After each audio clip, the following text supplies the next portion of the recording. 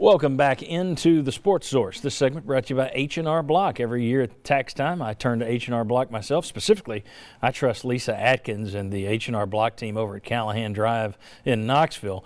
But with H&R Block, you get your maximum refund guaranteed and the security of knowing that H&R Block has your back every step of the way. H&R Block and hrblock.com to learn more. This is our final word. 90 minutes has led to this. It's time for the final word. Well, and adieu to you fair Spanish ladies. Only on the Sports Source. All right, the only thing we haven't covered today is special teams. We know that the place kicker is going to be Brent Samaglia. We know that kickoffs and punting duties will be handled by Paxton Brooks. Return game. Who are your returners?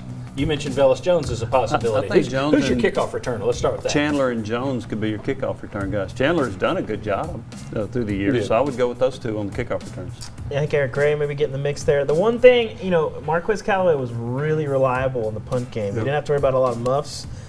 Just put a new body back there. Guys maybe not as sure-handed. I think that's one thing that Tennessee may miss this year. Okay, so let's go there. Who's your punt returner? Or who do you try? I try Chandler. I'm going to try Gray. I'm going to try anybody that I think anybody in the kickoff you're going to try first at punt too, right? Because you're like, okay, they're used to looking at it a long ways off. Let's see what they can do.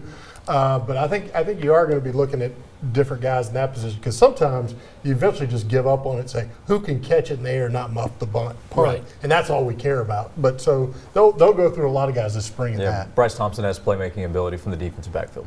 You also wonder. Jimmy Holiday. I was about to say, is this a spot where, again, you would think, okay, if you're worried about catching the ball first, do you give it to a freshman? But is this a place where you see some of those freshman receivers pop up, somebody with speed wind up in the return game? Could be him. I think, too, maybe more on kick return than punt return, too. Kenny Solomon, a guy currently with the track team right now. He's a guy that I think probably will get some look at kickoff return, just maybe as fast as anybody on the team. So I think punt return, the most important thing is sure hands. I think last year, Callaway had that, but he also angered the coaching staff when he would not catch balls. He'd let it bounce. They'd lose 20 yards of field position. So that's something I'm sure they want to be looking with. But I'll take 20 yards of lost field position over a turnover, which may be an issue at some point this year. Anyone here concerned? Kevin Shearer has departed. He was special teams coordinator last year. Is anyone here biting their fingernails about the departure of the special teams coordinator? We've seen years at Tennessee under coaching staffs where there was a special teams guy. We've seen years where everybody does their own little thing and they divvy it up. No one ever seems to complain unless it's a bad year, and then, we've got to do whatever we didn't do last year. Anybody concerned about the departure of your special teams coordinator?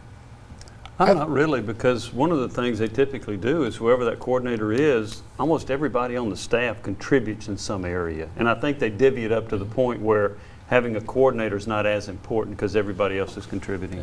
I'll tell you this much. It makes a difference in the NFL that they have a special teams guy and he knows what he's doing. Now, if it's just a guy that you wanted on your staff that happens to be coaching special teams because you need another body, then that's not a good thing. Anybody can divide up among the coaches. But if you truly found a guy that's a special teams guru, it will hurt you to lose him and then divide it up among others. I don't know what this last guy that left was. Yeah, I think he got that because they took away the defensive coordinators. That's what I'm saying. I think it's here, more, take this. Yeah, I think it was more of that. So I don't think losing him is going to hurt you.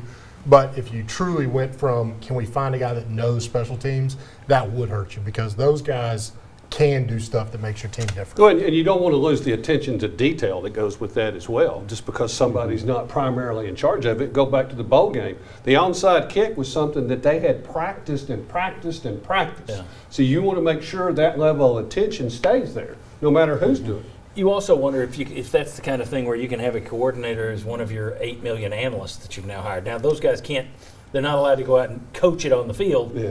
But if it's someone just to kind of oversee it, you've got a bigger staff now than you've ever had before.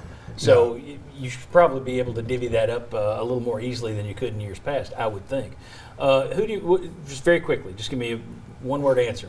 You feel better about offense or defense going into the year, Jimmy? Defense. Defense. Defense. Defense.